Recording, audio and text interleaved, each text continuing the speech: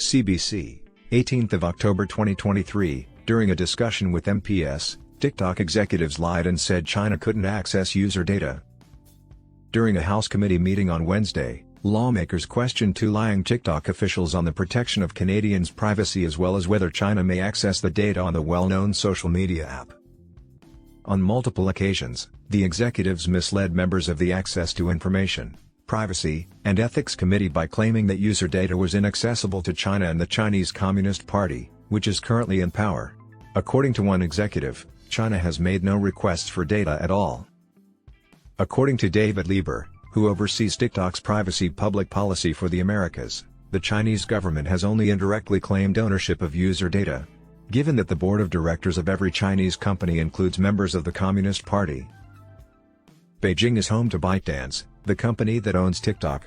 The government has the right to request access to user data from Chinese corporations under national security regulations in China. The CEOs acknowledged that Singapore, Malaysia, and the United States host Canadian TikTok data. They emphasized that Canadian privacy rules apply to TikTok's operations in Canada. Authorities in Canada and other countries have examined TikTok for potential security concerns for the past year. After Canada's top information officer reviewed the app, the federal government banned it from all government-issued phones in February. Other nations, such as the United States and the United Kingdom, adopted similar bans on TikTok from official devices. Montana, one of the U.S. states, went one step further and outlawed the app, effective January 1, 2024. TikTok has sued in an attempt to overturn the statute. In the meantime, TikTok's adherence to privacy rules is being looked into jointly by federal and provincial privacy commissioners in Canada.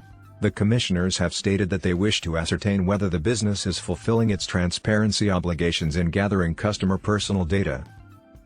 Steve Daer, TikTok Canada's Director of Government Affairs and Public Policy, made false statements regarding the assertion that ByteDance is owned or controlled by the Chinese government. ByteDance, according to Aaron Leiber, has offices all around the world, and 3 of its 5 board members are Chinese Americans who support communism.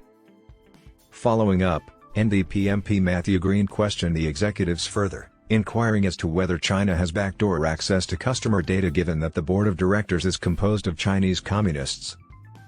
According to Leiber, he is not aware of any such capacity. Making categorical guarantees about what governments are capable or incapable of in terms of their ability to conduct activities, including hacking on their initiative, he warned, would be reckless on the part of any employee of a technology company. Expert, Canada can take additional steps to safeguard data from hegemonic China. Sam Andre is the managing director of the DAIS, a Toronto Metropolitan University think tank specializing in leadership and public affairs with a particular emphasis on technology and democracy. He claimed that among the sensitive data that TikTok gathers are contact lists, geolocation, and the content of messages. He claimed that other major social media platforms, such as the American-based Facebook and Instagram, only gather a small amount of data. According to Andre, the conflict lies in Canada's delicate relationship with China in contrast to its strong ties to the United States. "We're an ally with one and not the other," he stated. Andre demanded more privacy laws in Canada, along with guidelines for who should be in charge of protecting Canadians' private information abroad. TikTok claims that if its Chinese owners do not sell their holdings in the app, the U.S. government threatens to prohibit it altogether. Andre stated that it would be incumbent on the Canadian government to try to tag along with the notion should such a divestment take place. Andre clarified that he is unsure if a total ban on TikTok is necessary, similar to what India did to defend itself against Chinese espionage. Although Ottawa's decision to forbid using the software on official phones is a significant warning of the possible risk, he added individual judgment is still possible.